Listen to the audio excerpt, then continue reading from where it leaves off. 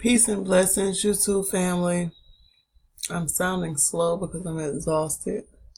I am up working and I just want to get back on this William Cooper.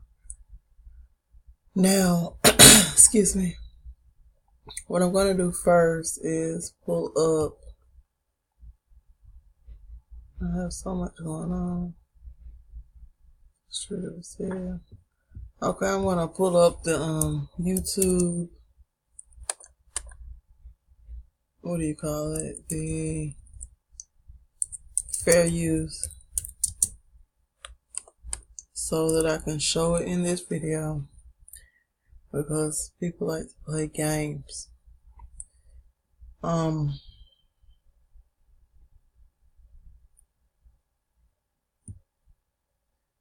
Just want to pull it up and shine it. I said I was going to start putting it up in all my videos. Now, this is the Fair Use Act. This is for educational purposes only. And it's covered up under the Fair Use Act. Okay. So now that that's said and done, I'm going to go back, not to show that screen, but we're going to get into this William Cooper. So we're on page 44, and I'm going to start off where I thought I left off. There was no volume on the last chapter, the point that I was reading at, which is chapter 1. I'm just going to start off. If y'all need me to go back to read it, I will, but at this point, sometimes you just got to read for yourself. It's clear on the screen if you blow it up.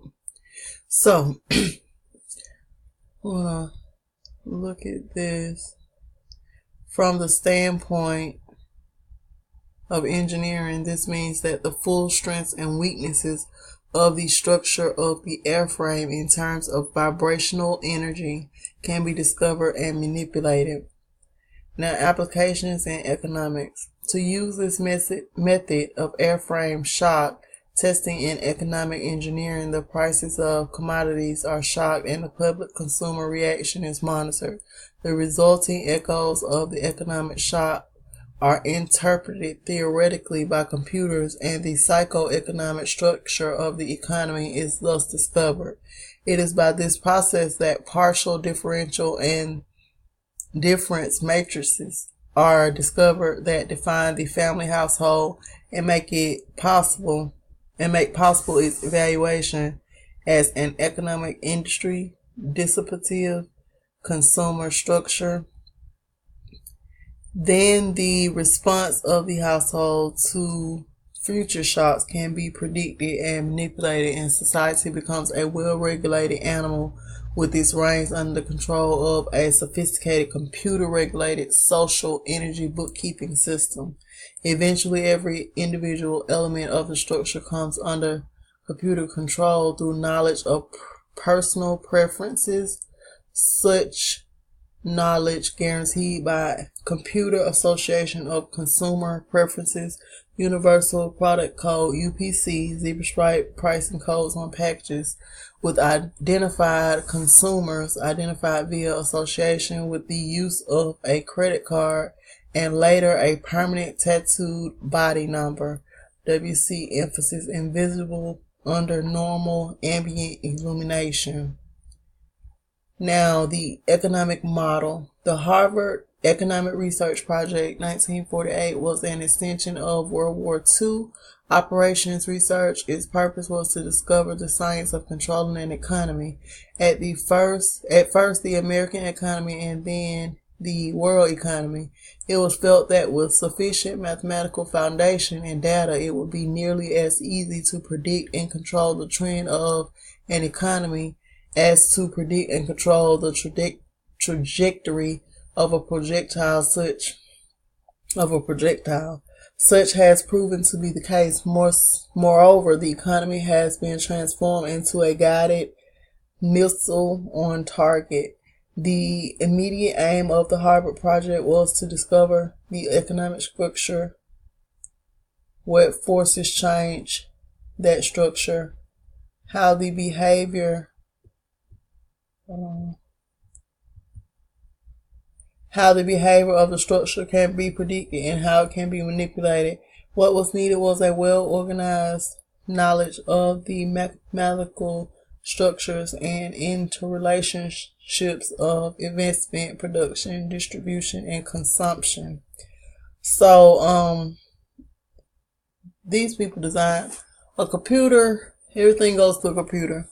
So when last summer when they was talking about Jade Helm, a lot of people that were buzzing about it were talking about it's a supercomputer that predicts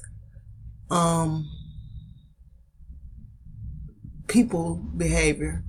It predicts, just like in that Minority Report movie, how it predicted the crime before you commit it and what they were planning on doing to send you to internment camps and all this and that, just by flying helicopters with what they call black boxes over areas and collecting cell phone data and I guess data off your computer with the routers and the Wi-Fi. Just really snooping and just trying to control every aspect of society. Now, to make a short story of it all, it was discovered that an economy obeyed the same laws as electricity and that all of the mathematical theory and practical and computer know-how developed for the electronic field could be directly applied in the study of economics. This discovery was not openly declared, and its more subtle implications were and are kept a closely guarded secret. For example, that in an economic model, human life is measured in dollars, and the electric spark generated when opening a switch connected to an active inductor is mathematically analogous to the initiation of war. The greatest hurdle which theoretical economists faced was the accurate description of the household as an industry. This is a challenge because consumer purchases are a matter of choice, which is in turn influenced by income, price, and other economic factors. This hurdle was cleared in an indirect and statistically approximate way by an application of shock testing to determine the current characteristics called current technical coefficients of a household industry. We're going to go up. Finally, because problems in theoretical economics can be translated very easily into problems in theoretical electronics, and the solution translated back again, it follows that only a book of language, translation, and concept definition needed to be written for economics. The remainder could be forgotten from standard works on mathematics and electronics. This makes the publication of books on advanced economics unnecessary and greatly simplifies project security. Industrial diagrams. Excuse me. An ideal industry is defined as a device which receives value from other industries in several forms and converts it into one specific product for sales and distribution to other industries. It has several inputs and one input. What the public normally thinks of as one industry is really an industrial complex where several industries under one roof produce one or more products. 3 industrial classes. Industries fall into 3 categories or classes by type of output. Class number 1 is capital, that's resources. Class number 2 is goods, commodities, or use, dissipative. Class number 3, services, action of population. Class number 1, industries, exist at 3 levels. 1, nature, sources of industry and raw materials. 2, government, printing of currency equals to gross national product. And what we're going to do now is look up dissipative, because I don't know what it means. And we got to stop being lazy. When you don't know what something means, you should stop and look it up, because you can't move forward in knowing what you know if you don't know what this word means. Okay, so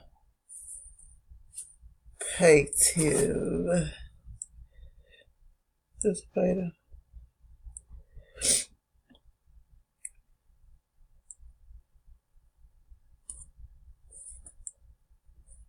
Okay, to dissipate is to scatter in various directions, disperse, dispel, disintegrate. To scatter wastefully or extravagantly, to squander, to become scattered or dispersed, be dispelled, disintegrate, to indulge in extravagant, intemperate, or dissolute pleasure, practice dissipation, scattered, demolished, dissipated, indulging in, or characterized by excessive devotion to pleasure, intemperate, dissolute, dissipation, act of dissipating, state of being dissipated, dispersion and disintegration, a wasting by misuse, mental distraction, diversion, dissolute mode of living, intemperance. Okay, so we know that means goods and commodities is stuff that's being wasted. That's what we get from that. Now, GNP, and I'm going to pause. I have to blow my nose. I'm sorry.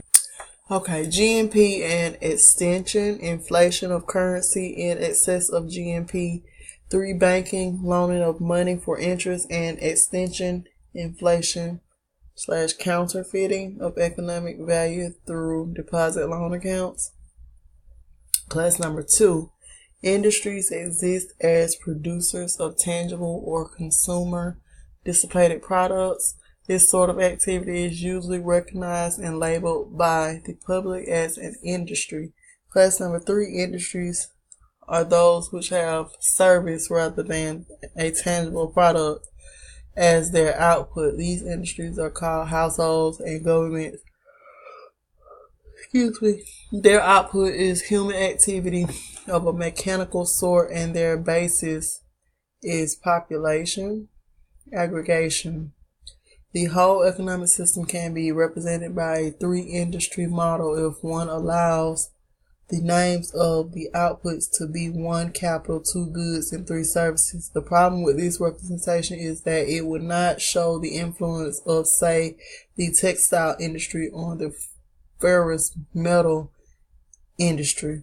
This is because both the textile industry and the ferrous metal industry would be contained within a single classification called the goods industry, and by this process of combining or aggregating these 2 industries under one system block, they would lose their economic individuality. The E model. A national economy consists of simultaneous flows of production, distribution, consumption, and investment. If all of these elements, including labor and human functions, are assigned a numerical value in like units of measure, say $1939, this flow can be further represented by a current flow in an electronic circuit, and its behavior can be predicted and manipulated with useful precision. The 3 ideal passive energy components of electronics, the capacitor, the resistor, and the inductor, correspond to the 3 ideal passive energy components of economics called the pure industries of capital, goods, and services, respectively. Economic capacitance represents the storage of capital in one form or another. Economic conductance represents the level of conductance of materials for the production of goods. Economic inductance represents the inertia of economic value and motion. This is a population phenomenon known as services. Economic inductance. An electrical inductor, e.g. coil of wire, has an electrical